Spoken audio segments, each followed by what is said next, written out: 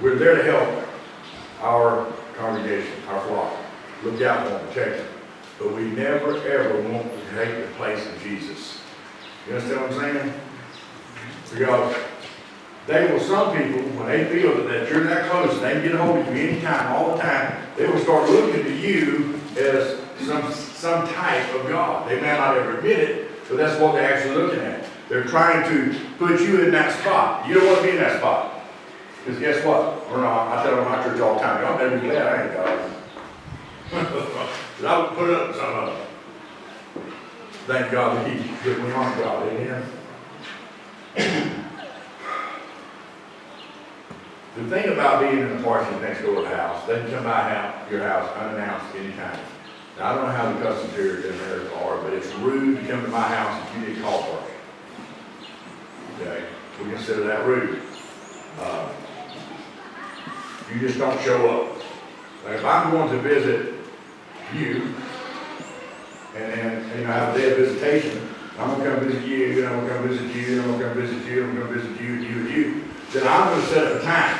I'm going to call you ahead of time and say, I'm going to come visit your house, we'll be there at 1 o'clock, I'm going to be at your house at 2 o'clock, I'll be at your house at 3, on that line. Until that time of visitation is covered. And when I show up, I'm there. I want the same amount of respect for you coming to my house.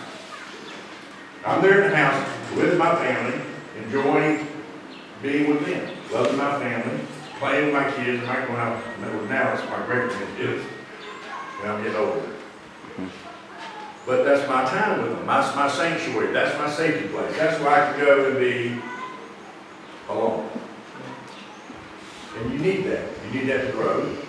You need that to relax. You need that to refuel. If you're having to do it all the time, it's going to take too long before you get burned out of what you're doing. Am I right, brother? You don't pay me no attention. I'm going to go right. You're right. Because you get so caught up in that, and a lot of times it can destroy a family. You know, it'll get to the point where your wife may say, well, you love that church people more than you love me. Whoa. Trust me, I've heard it happen more than once. And the marriage is destroyed. It's destroyed marriages. Because they don't get that alone time. They don't get that special love that they need. And you don't get that relaxation time that you need. I went to a conference here a while back, and it was talking about the pastors getting away, taking a break, and how often it should be done. And what do you do when you go? Well, I'll tell you what I do when I go. When it's time for me to get away with my family, I turn my cell phone off. Because the ones that matter most to me right there. I might check an email or something, maybe later on to see, one of my other family members are not in dire need of something. But other than that, I turn it off. Because I need that time. And you need that time with your family.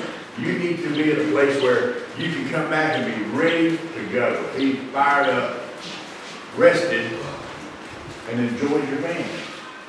And I know that sounds a little selfish, but it's really not. It's the thing that's necessary.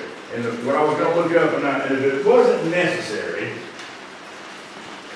I forget exactly how many times it is, but every time Jesus turned around, he was leading the disciples to go and do what?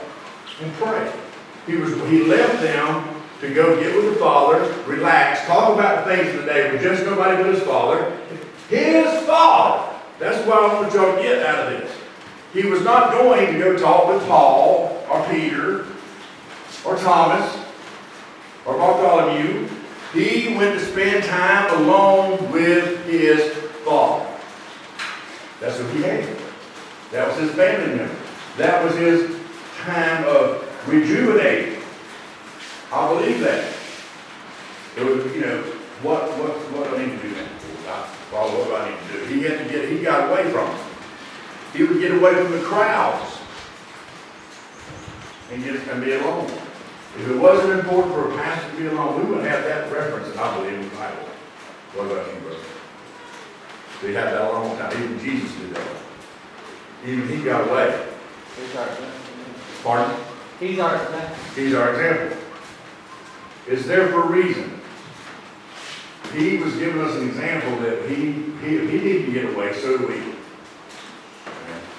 So many times, I know we've probably said it many times during this conference, especially sometimes as men, we believe that we can do it all. That we can balance everything. That we can balance family, church, work. You know, I don't know about y'all, but some of us in the States have to be bivocational pastors. We have to take care of the church and have a job on the side so we can make ends meet. And I'm a bivocational pastor. I pastor a very small church and I have a little job on the side that makes up for the things that I may need or want. But I know to take time away from both. Just like you need a vacation away from a regular job, sometimes you need a vacation away from the church. Not from God. It was a wonderful sign I saw in town here not too long ago. And as a matter of fact, I think they put it up every year. That, you know, the Church of God out there in Brantford? I'll pop on there a sign on there. It says, time to go on vacation, but do not take a vacation from God. What? You know? You can get away from the church for a little bit, but you don't take a vacation from God. God's your comforter. Okay? The Holy Spirit's your comforter, and that's God. So what we need to do is make sure that we have that place that we can go, that we can be left alone. Or you set up boundaries. That's another thing. I know another pastor, we go to Jim Hurst. He has he lives in a parsonage right next to his church, but he has a boundary. And what he does is he tells the people at church, I'm available for you up to 5 o'clock. After 5 o'clock, I'm going to have supper with my family, and I'm going to spend time with my wife. That's, you know, he's like me. He's an older gentleman. He doesn't have any children home anymore. So he's going to spend time with his wife. And there's nothing wrong with that. It's a healthy relationship. And we're talking about having a healthy relationship with your wife last night. You need to spend time with her. Don't let her feel like that you're putting the whole church in front of her. She's right behind God. Okay? Jesus first, your family next, everybody else third, and then you last. Don't let her think for 1 minute that you have chosen as God. My wife has never ever once complained about Jesus being number one in my life. Never once. But you want to see her get cranky, you let that phone ring too many times. Don't you think it's time to tell them it's bedtime? So I have to set up boundaries. Let Brother Jim Hurst set up boundaries. I'm available up to a certain time. Unless it's an emergency. If somebody's sick, you're going to the hospital, or God forbid somebody died. You need that sanctuary. Trust me, you will get to the point. If you haven't gotten there yet, you will one day get there. To the point where you're going to say, you know what? I just got to have this break. I have seen more pastors fall away, leave the church, leave the ministry over this very problem. And it's a problem. If you let it grow, it will destroy you. It will consume you. It will take and may even destroy your family relationship. Now, I'm not talking about the family part of your family that's not saved and don't want to be saved. I'm talking about them ones right there. I'm talking about those ones that you depend on, the ones that depend on you, the ones that need you, and you need them.